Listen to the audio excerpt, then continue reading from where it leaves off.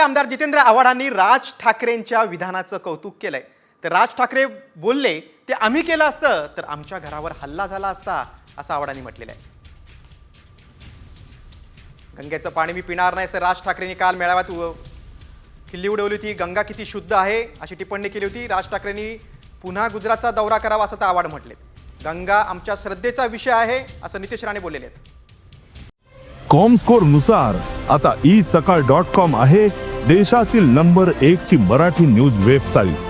प्रत्येक अपडेटसाठी isakal.com ला नक्की भेट द्या. गंगा नदीवर नाही ते कुंभावर केलंय. कुंभावर केलंय. अशी कुठे श्रद्धा असते का असं त्यांनी म्हटलं. नाही त्यांनी असं केलं असं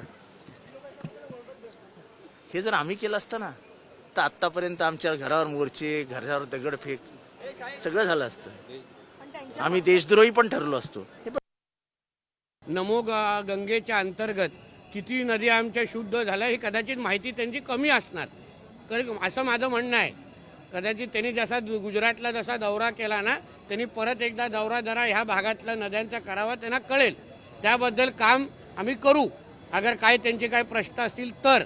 पण दुसरं आहे की महाकुंभच्या निमित्ताने